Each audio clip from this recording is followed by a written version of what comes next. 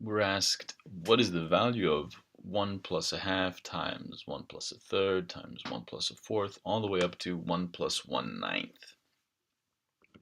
So although this seems, there's many ways to do this question. There's a very inefficient and long way to do it, which is to try to FOIL this out. There's a slightly more efficient way, which is to rewrite these sums inside the parentheses as improper fractions, and then to multiply it out.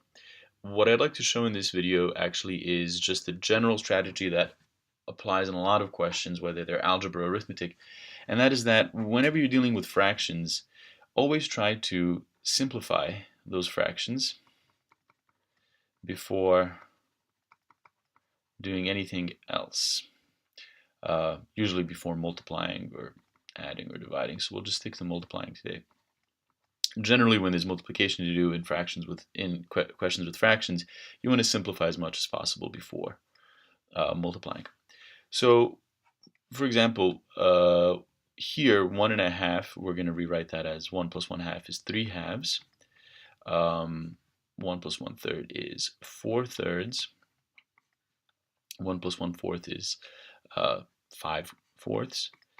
And let's do one more. So if you see, it's good here to see the pattern. The numerator is going up, the denominators are going up as well, and the numerator is always one more than the denominator. So the next one should be 6/5. And the last one is 1 plus 1/9 that's 10/9. But if we follow the pattern, we know that the previous one should be 9/8. And so we have this product that we need to find. We're going to multiply all these, so we want to simplify. Now, we can't actually simplify 3/2. 3/2 is as simple as it gets, as is 4/3, 5/4, 6/5, and so on. But what we can do in a product, when you're multiplying fractions, is simplify anything on the top part of this expression with anything on the bottom. So any numerator can be simplified with any denominator when you're multiplying fractions. So in that case, you can see that the 3's cancel out, the 4's cancel out, the 5's cancel out.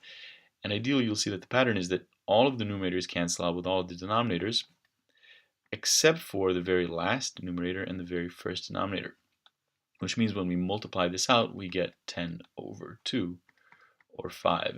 And hopefully you recognize that simplifying before doing anything else, in this case before multiplying, is a good way to make these questions involving fractions a lot easier.